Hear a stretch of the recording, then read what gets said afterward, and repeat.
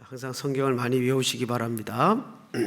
오늘은 두 번째 시간으로 기도에 대해서 좀 생각을 나눠보겠습니다.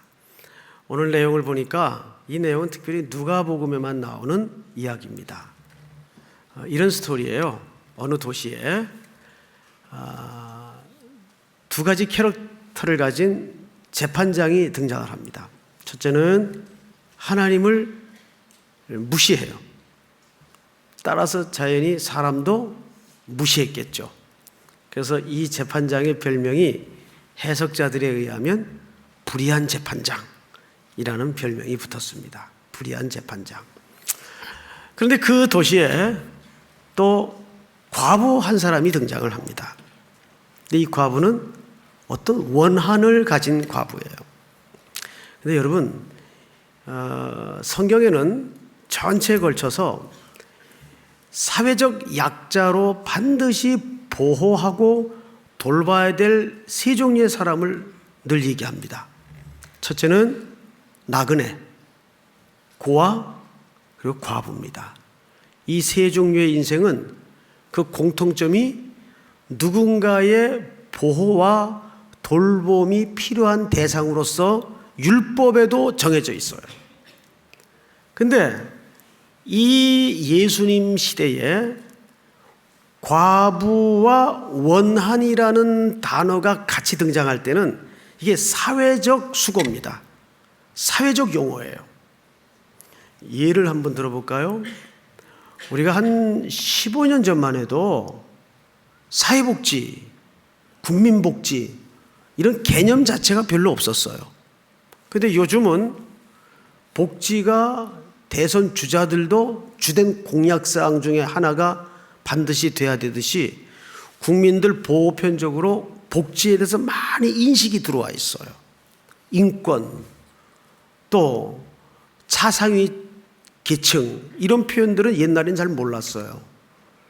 이제 이것이 하나의 사회적 수고, 사회적 용어가 됐습니다.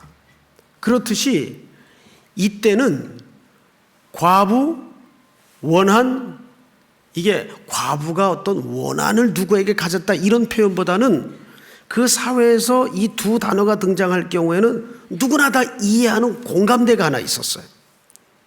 그 공감대가 뭐냐면 이 당시는 커다란 헤롯 성전이 정치적인 목적으로 지어져 가고 있었습니다. 이거 얼마나 많은 돈이 필요했겠어요.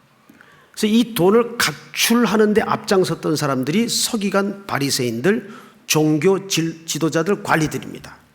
주로 그 대상이 누구냐면 가난한 서민들이에요. 이것 봐, 그따위로 약하게 헌금해가지고 자식들이 복 받겠어?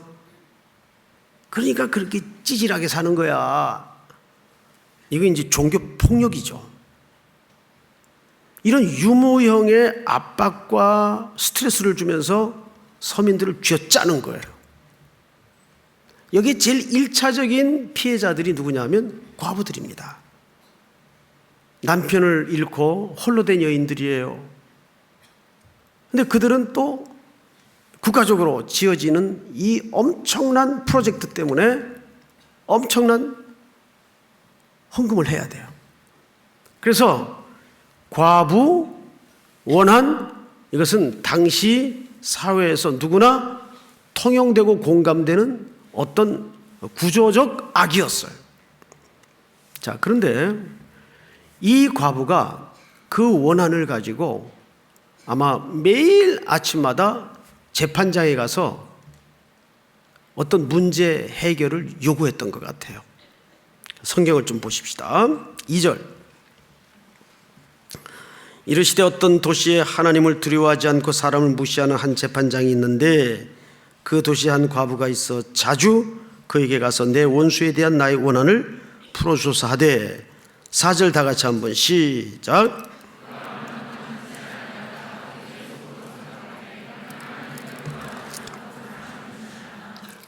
이 과부가 나를 번거롭게 하니 내가 그 원한을 풀어주리라. 그렇지 않으면 늘 와서 나를 괴롭게 하리라 하였느니라. 자, 이제 좀 숨을 고르고 지나갑시다. 아침마다 자주 과부가 와서 자기 어떤 원한을 풀어달라고 재판장에게 얘기를 하니까 이 재판장이 불의한 사람이지만 이거 못 견디겠다, 도저히 안 되겠다 해서 들어줘야 되겠다 마음을 굳힌 것 같아요. 그럼 우리는 여기서 아주 편안하게 사고의 한복판에 어느 쪽으로 자꾸 결론이 흘러갈 수 있는가 하면 그러니까 기도도 무조건 하나님 앞에 들이대는 거야. 그러면 하나님께서 반드시 응답하신다. 끈질기게 지속적으로 계속 기도하라. 그리고 응답이 된다. 그 얘기 아니겠는가? 글쎄요. 우리가 결론을 내리지 말고 설교의 결론이라는 것은 목사가 준비한 것도 아니고 여러분들이 이미 들었던 어떤 해석도 아니고 오늘 이 시간 우리에게 새로 주시는 은혜가 있어요. 그래서 성령께서 인도하시는 대로 성경을 쫓아가다가 성경에서 발견되는 그 결론을 같이 붙잡는 시간이 되기를 축복합니다. 자, 우리 한국 사람들은 왜 그런 결론을 자꾸 쉽게 끌고 가냐 하면 이런 사고방식 때문에 그래요. 한국 사람들은 오랜 5,000년 역사에 뿌리 깊은 무속신앙이 누구나 이 잠재되어 있습니다. 어떤 신앙인가 하면 지성이면 감천이라는 공식이 있어요. 특별히 기도 영역에서.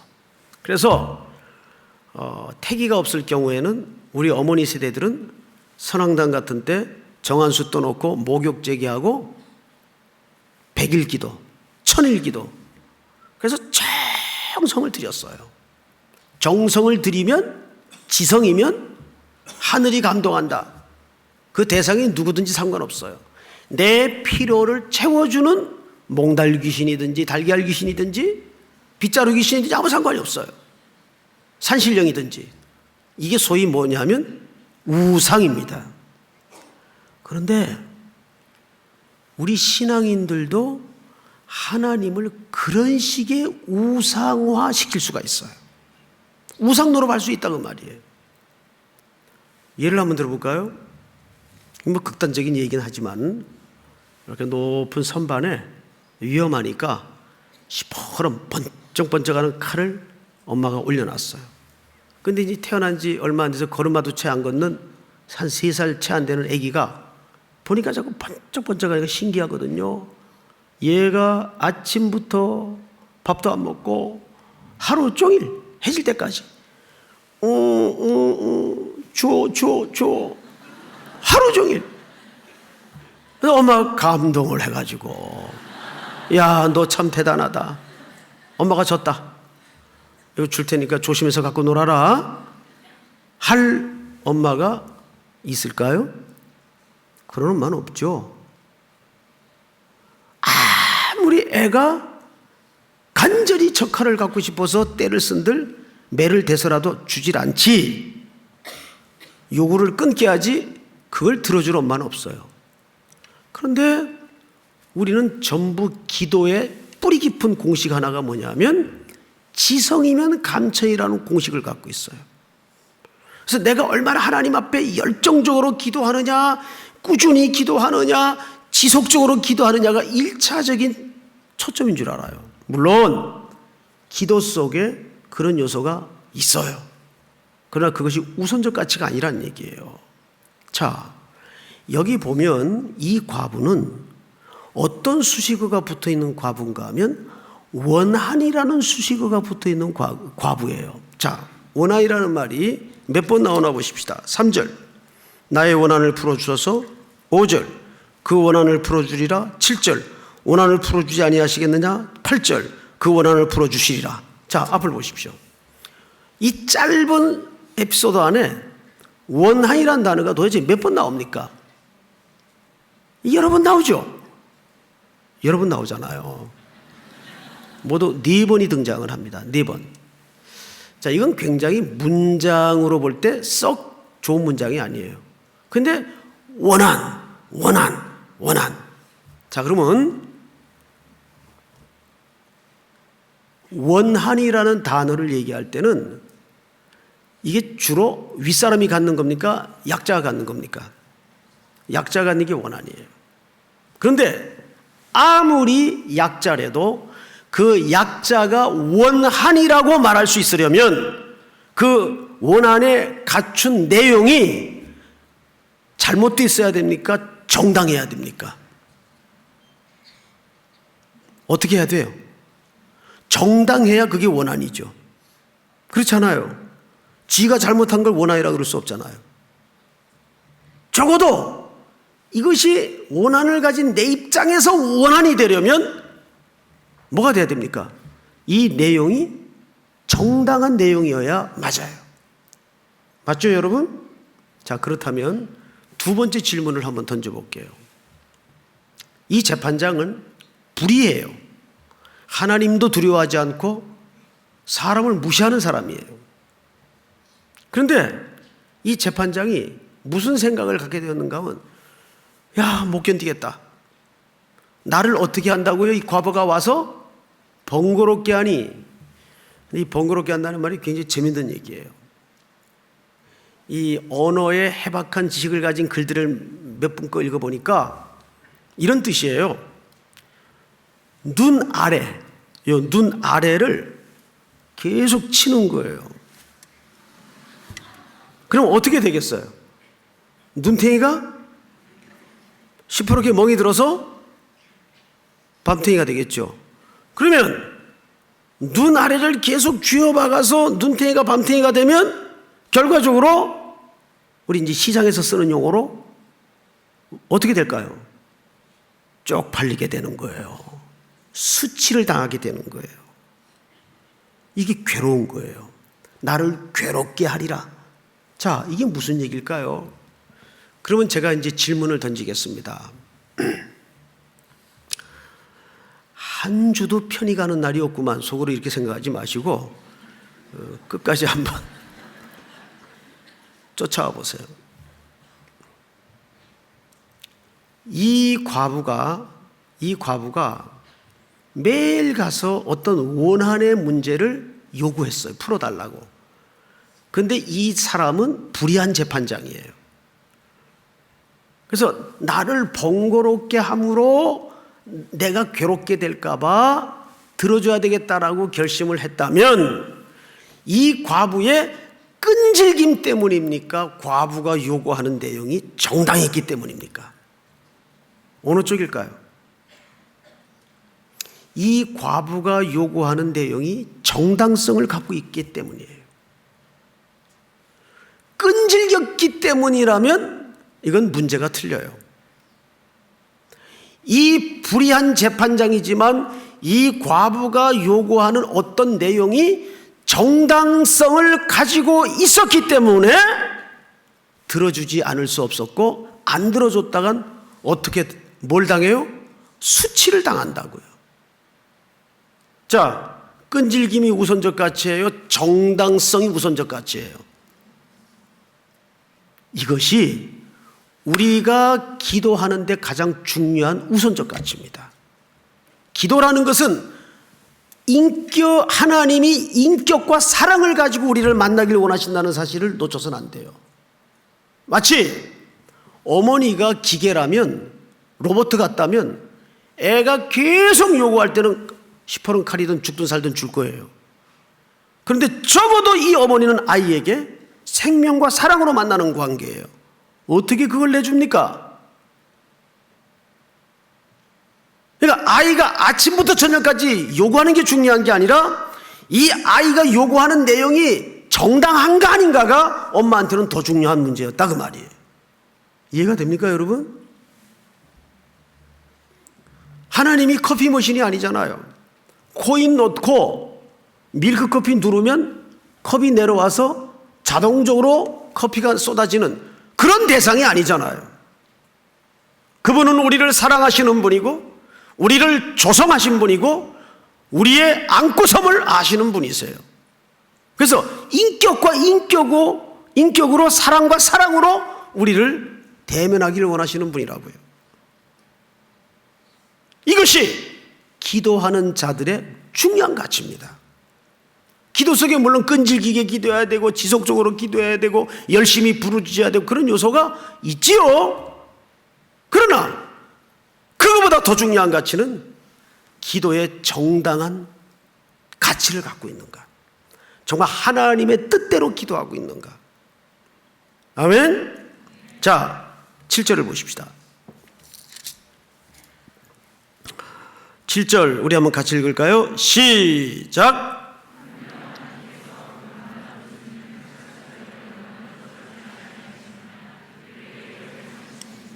자, 이제 주제가 바뀝니다.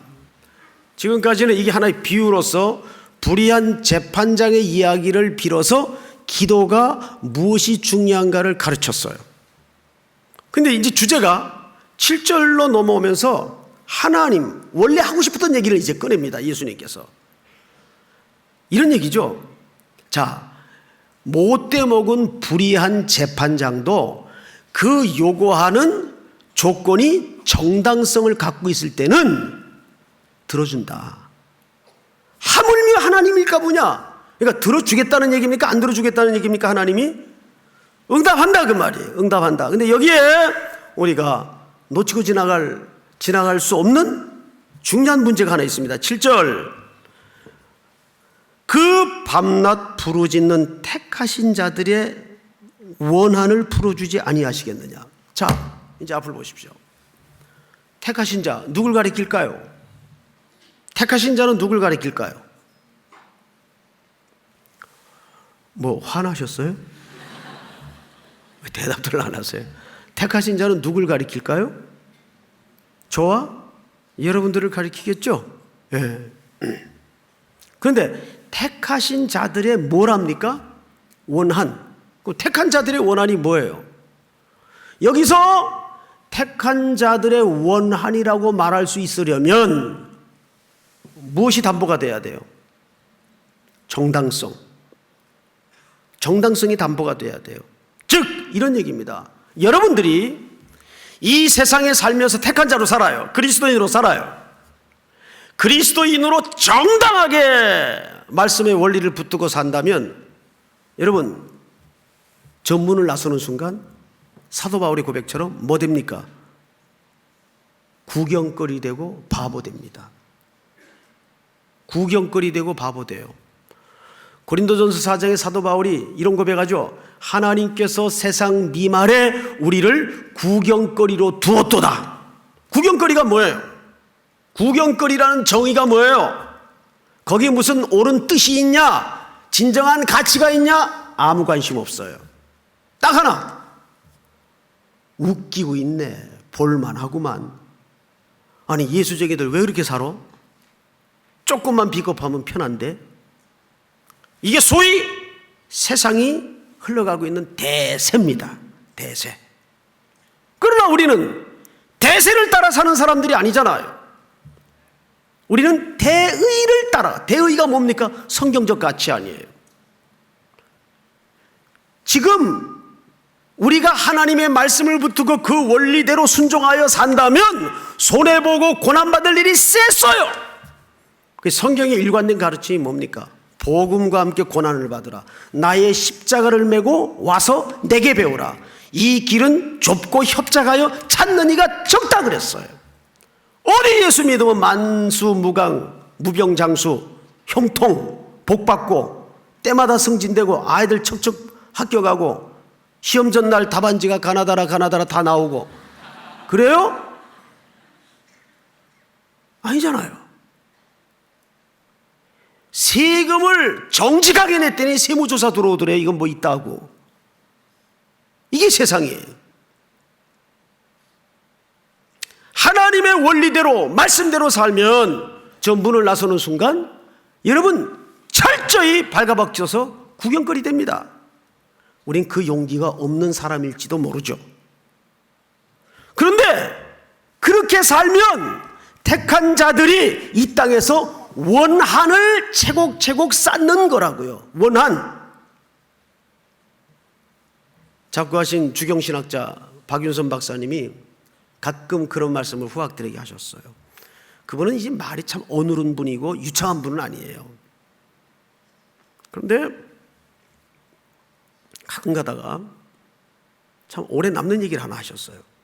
여러분, 지금 한국 교회의 가장 심각한 아픔은 하나님의 말씀대로 지키다가 문 닫은 교회가 없어서 불행입니다.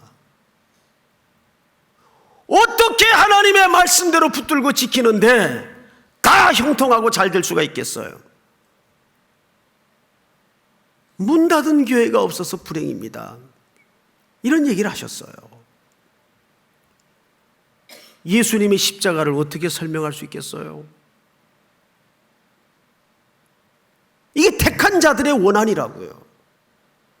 여러분, 장사하면서 세금 제대로 내고 이윤 정직하게 남기고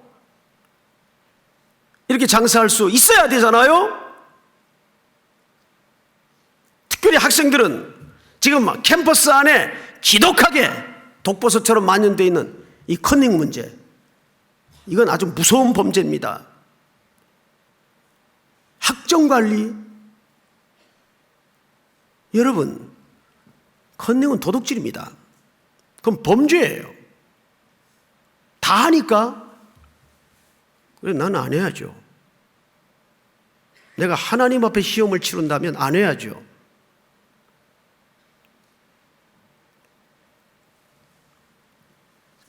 그렇게 해서 쌓아지는 스펙이 하나님 앞에 무슨 의미가 있을까요?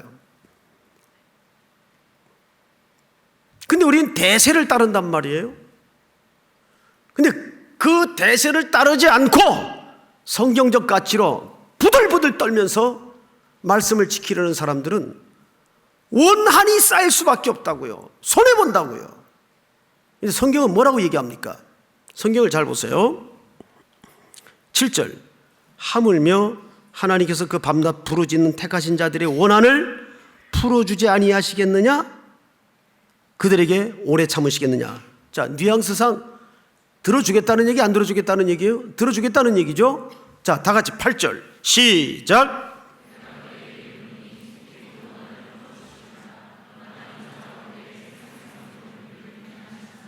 여기 보니까 문장적 반전이 일어나요. 그러나 인자가 올 때, 인자는 누굴 가리켜요? 예수님. 올 때는 언제를 가리킵니까? 예수님 재림하실 때. 그때까지 뭐가 필요하대요? 누굴 찾겠대요? 믿음이 있는 자를 찾겠대요. 이게 뒤집으면 무슨 얘기가 됩니까? 그 인자가 재림하는 날까지 이 택한 자들의 원한이 풀어지지 않을 수도 있기 때문에 믿는 자를 찾는다는 거예요. 그러니까 응답이 안 될 수도 있다는 얘기입니까? 없다는 얘기입니까? 응답이 안 될 수도 있다는 얘기예요. 그러니까 하던 기도마저 맥이 딱 풀리죠. 예? 그럼 기도를 뭐하러 해? 응답이 안 된다는데. 사랑하는 성도 여러분, 그래서 이 본문이 왜 비유로 가르쳐지기 시작했는가를 1절을 봐야 돼요. 1절. 자, 1절을 보십시다. 다 같이 읽겠습니다. 1절 시작.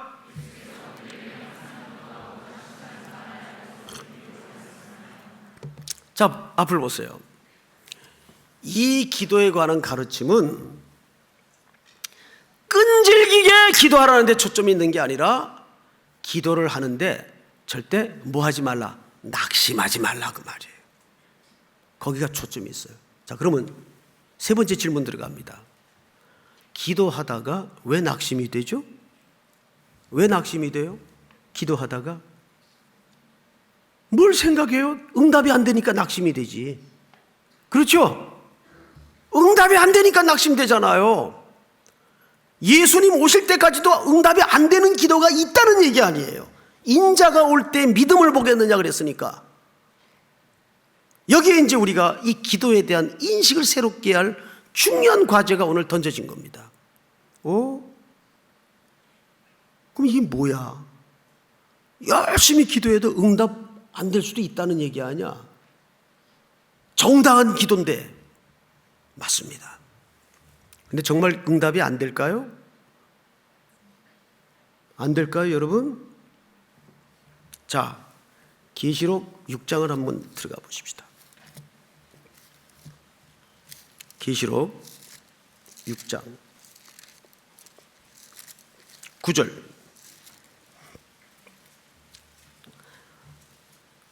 다섯째 인을 떼실 때 내가 보니 하나님의 말씀과 그들이 가진 증거로 말미암아, 그러니까 말씀과 그들이 가진 삶의 증거로 말미암아 억울하게 죽임을 당한 영혼들이 제단 아래 있어요 지금. 자, 10절 다 같이 시작.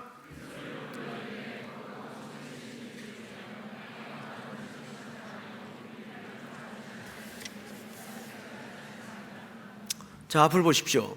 응답이 지금 된 것 같아요, 안 된 것 같아요? 아직 안 됐죠? 예, 제단 아래 하나님 말씀 붙들고 그 증거대로 살다가 억울하게 죽임을 당한 원한, 택하신 자들의 원한이 지금 있어요. 근데 아직 응답이 안 됐어요. 우리의 피 흘리기를 갚기를 언제까지 더디하시렵니까? 사람들이 부르짖어요. 근데 이 부르짖는 사람들이 누구를 향해 부르짖죠 지금? 대주제, 데스포테스. 이 말은 무슨 말인가 하면 당시 로마는 세상의 중심이었어요. 근데 그 로마의 중심은 황제의 보좌였습니다. 그 보좌를 가리켜서 대주제, 데스포테스라는 이 단어를 씁니다. 근데 사도 요한이 왜 이 단어를 갖다가 인용을 했을까요? 멋지게 역사를 뒤집는 거예요. 웃기지 마라 이놈들아. 로마는 세계를 정복하고 세상의 중심이 로마요, 로마의 중심이 보좌라고 생각하지만 그 로마의 황제의 보좌에서는 세 가지 개념이 있어요. 거기서 통치가 시작이 되고 거기서 심판이 이루어지고 모든 영광이 글로 갔어요. 그러니까 심판과 통치와 영광, 이거를 사도 요한이 그 단어를 빌려서 멋지게 뒤집는 거예요. 아니다. 천지를 지으시고 역사의 주관자가 되시는 하나님만이 진정한 대주제자이시다. 모든 심판과 모든 통치와 모든 영광이 그분께만 있다. 그래서 오늘 여기 억울하게 죽임당한 택하신 자들이 아직도 응답을 받지 못한 채 대주제요, 어느 때까지 우리 피 흘린 것을 갚아주기를 더디하시겠나이까 부르짖고 있어요. 아직도 기도 응답이 안 된 것처럼 보여요. 그런데 8절로 넘어가 보세요. 8장 3절을 볼까요? 또 다른 천사가 와서 단 곁에 서서 금 향로를 가지고 많은 향을 받았으니 이는 모든 성도의 기도와 합하여 보좌 앞 금 제단에 드리고자 함이라. 드디어 이제 향로의 향과 함께 성도들의 그 피 맺힌 기도, 억울한 기도, 원한의 삶이 버무려진 기도가 올라갑니다. 향연이 성도의 기도와 함께 천사의 손으로부터 하나님 앞으로 올라가는지라. 5절 다 같이 시작.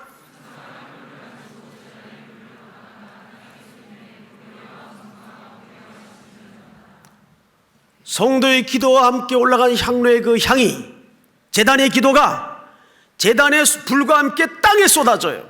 이건 심판의 시작을 얘기합니다. 드디어 응답이 이루어지는 거예요. 할렐루야. 응답이 이루어져요, 안 이루어져요? 자, 여기서 우리는 기도에 대해서 매우 중요한 지평 하나를 열어야 돼요. 저는 우리 삼일교회, 우리나라만 보더라도 분명한 사실 하나를 알 수가 있습니다. 우리 삼일교회가 이와 같은 엄청난 기적과 부흥을 경험한 것은 당대 사람들의 수고도 있겠지만 그 뿌리를 알아야 돼요.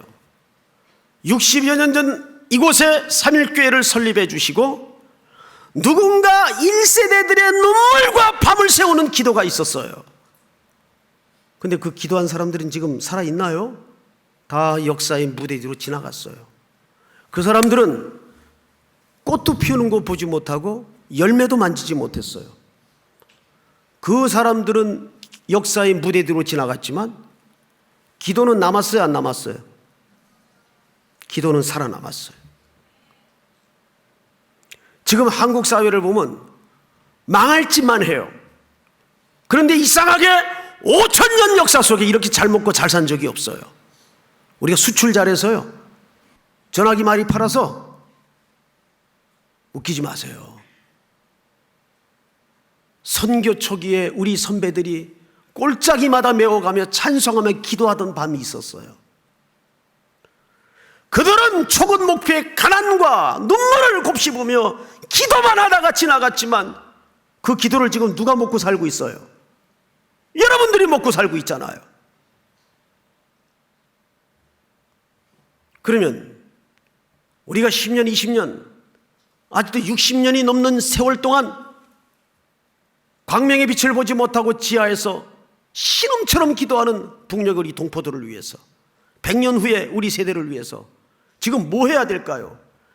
가장 위대한 일이 기도하는 일입니다, 여러분. 예? 그러니까 우리가 기도의 지평을 새로 만들어야 됩니다.